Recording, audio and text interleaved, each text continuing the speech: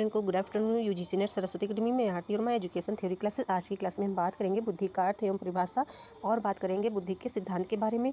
जैसे कि यहाँ पे बताएंगे, आप देखिएगा, ये बुद्धि के सिद्धांत आपको याद करना है जो इम्पोर्टेंट है आपके लिए। ये इनको भी आज की क्लास में हम कवर करेंगे। ठीक है, तो स्टार्ट करती हूँ यहाँ से।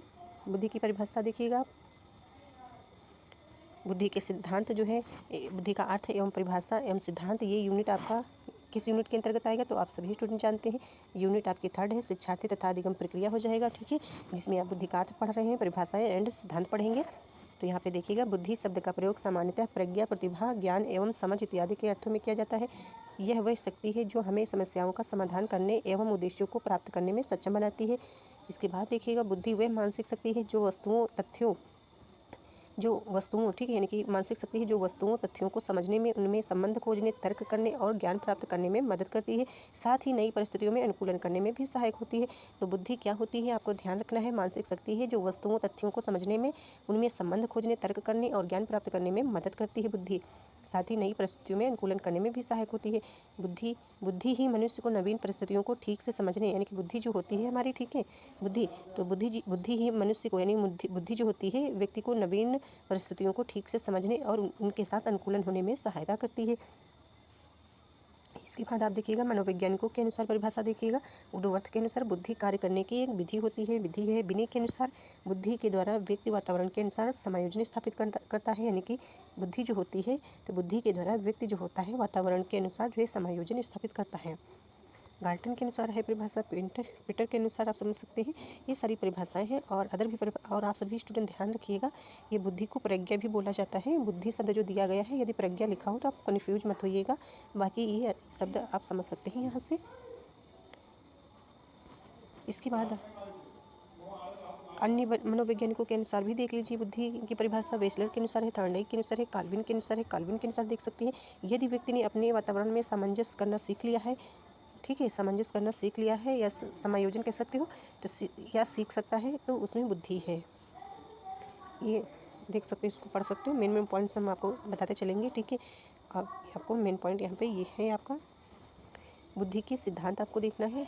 यहाँ से आप देख सकते हो, ठीक है, ऐसे तो ये बुद्धि के सिद्धांत है। तो पहला देखिएगा,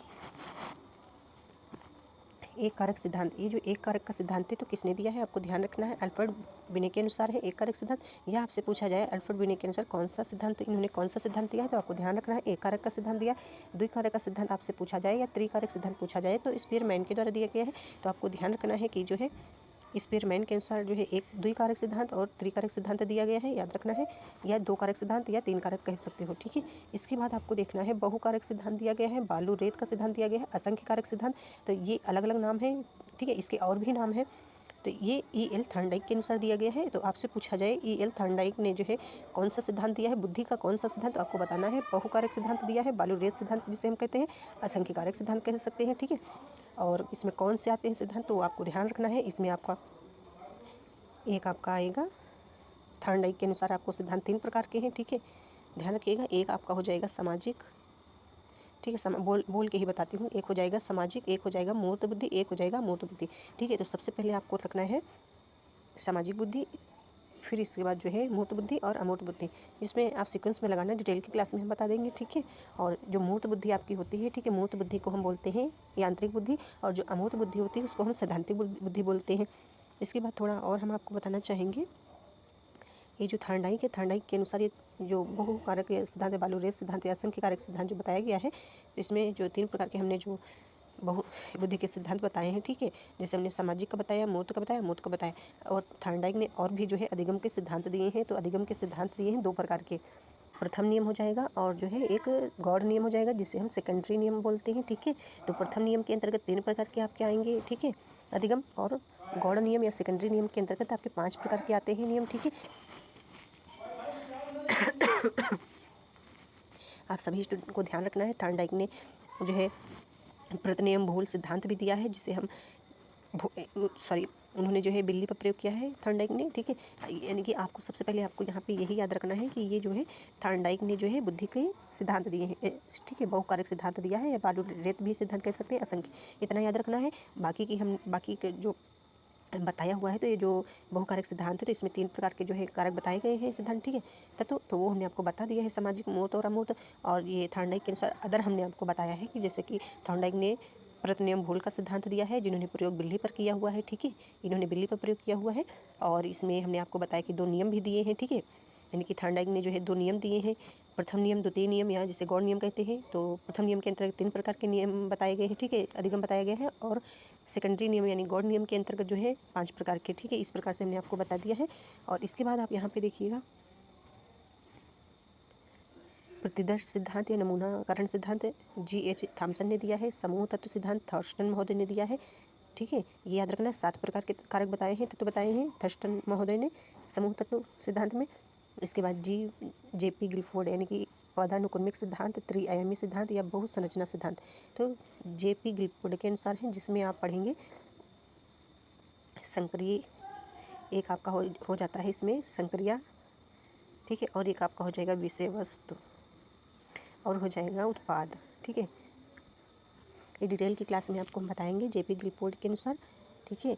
तो ये सब यानी कि J.P. गिलफोर्ड के अनुसार जो है ये संक्रिया आपका एक हो जाएगा पहला कारक, और दूसरा कारक हो जाएगा विषय वस्तु हो जाएगा, तीसरा हो जाएगा उत्पाद कारक, ठीक है। और इनको भी भागों में बांटा गया है, आपको बताएंगे।